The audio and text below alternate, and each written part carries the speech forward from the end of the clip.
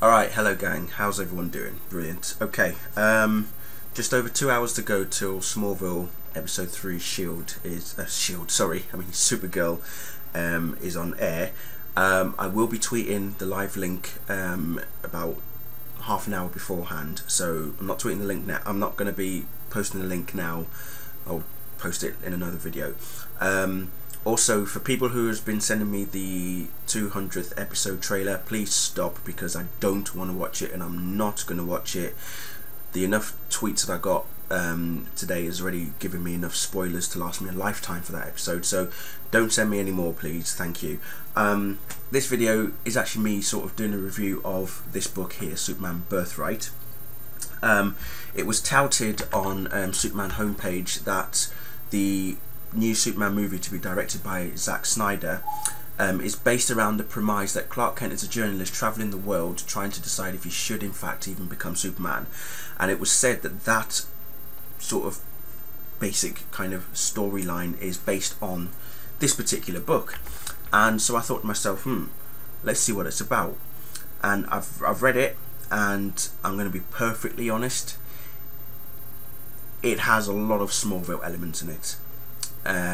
It's an origin story. It is very much an origin story. It's like a retelling of Superman's origin, and in certain ways it follows Smallville. I mean, I say it follows Smallville, but don't forget that this was actually released roughly, it's based on a 12-issue miniseries.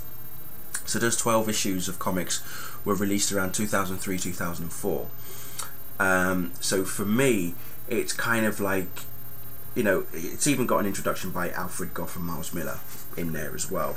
And I'm reading through this, and there are a lot of elements to Smallville.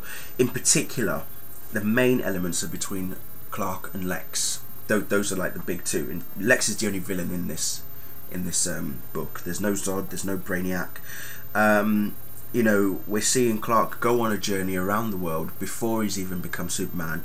He's trying to find himself. He's trying to find a place in the world, and he eventually takes on the role of Clark Kent, the reporter. I mean, it even actually has Clark. Clark has actually graduated from college, whereas in Smallville he hasn't, and yet he's working at Daily Planet. Figure that one out. There's no Clovis moments, so that's a good thing. There is a lot of action, which is also a damn good thing.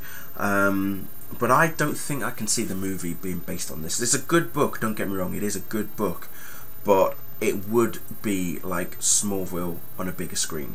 So I really hope that that information, that rumour, what we've just had is not true, because if Goya has based his script on something similar to this, we've already had Superman the movie, which we had over an hour of that film shows Clark Kent growing up. Smallville is in its 10th and final season. I don't think we need another origin style story. Yes, it's a reboot, but rather than go back to the beginnings of young Clark Kent and him finding his place in the world and wanting to become Superman, let's just kick right into it. Okay, like when Tim Burton did Batman in 1989, there was no origin. Okay, there was no, who is Batman? Where did he come from? This, that, and the other. It was straight in with the character. The Joker was the one that was introduced as from Jack Napier to the Joker. So really, it's just a case of, I think that's what we need.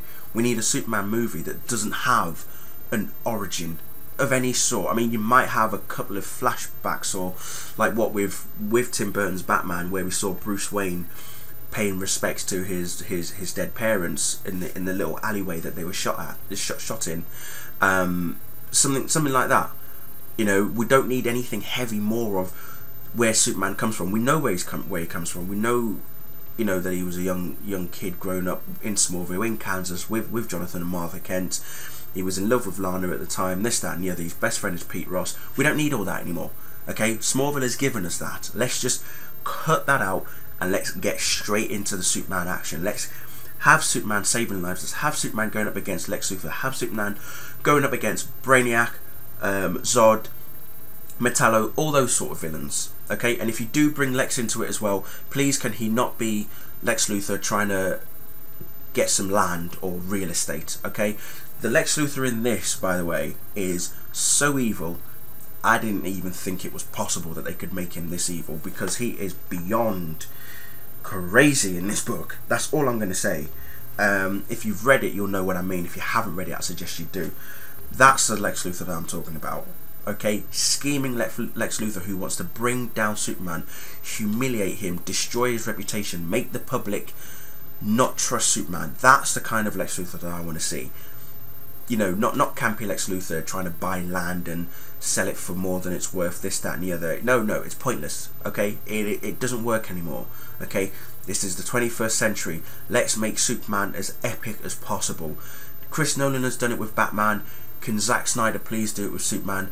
I'm not asking for a lot of violence. I'm not asking for him to make it dark. I'm not asking him to make it bloody like he's done with 300 and Watchmen. All I want is a damn good, action-packed Superman movie. That is all I want now. Okay. As I say, reading this has now made me think that it's like a Smallville book, basically. If they were to actually, if the final season of Smallville was to be played out differently, I think this book would actually do it. In all essence, I think, you know, in all 10 years of Smallville, I'm reading pretty much Smallville in here, in some ways. Yeah, okay, there's no Pete Ross, there's no Lana Lang, you know, there's no, like, you know, there is a brief mention of Lionel Luthor, but, you know, Clark is like 25 years old. You know, so he's in his mid-20s. So yes, in a sense, it hasn't started from when he was very, very young. Well, it has. It kicks off when, you know, he leaves, Krypton is being destroyed. So that's like Superman the movie. Okay, same thing with Smallville. You know, the beginning of the comic is focused on Krypton, which we've got in Superman the movie. Clark arrives to Smallville as a young boy, but then it cuts to him being in Africa. It's got the elements there, but some parts might work for the film, but I don't think all of it will. So Zack Snyder, David Goyer, Chris Nolan, if you're watching this, if you are going to base it on this, let's keep out most of the origin stuff. There is a lot of action here, and I mean a lot of action. Superman taking on some serious, Superman actually does get put through his paces. That's all I'm going to say. He gets put through his paces. What Lex Luthor does in order to try and bring Superman down is just unbelievable. That's all I'm going to say. So yeah, if you've read it, let me know what you thought of it. If you haven't read it, do please buy it. Let me know what you think of it. But for the movie itself, I think we should try and steer clear as much from this as possible. Not too heavily based on this if possible. Some parts you might be able to take out. How you're going to feature Zod, Lex, Brainiac in a movie with Superman, I want to, you know, even if it's just Brainiac, bring Brainiac into the movie, please. You know, we've seen Zod, we've seen Lex, Brainiac would be perfect. Metallo as well might be there for like a little side villain. It would be awesome. That's all I'm asking. Anyway, enough about me. Speeches later. Thank you for watching.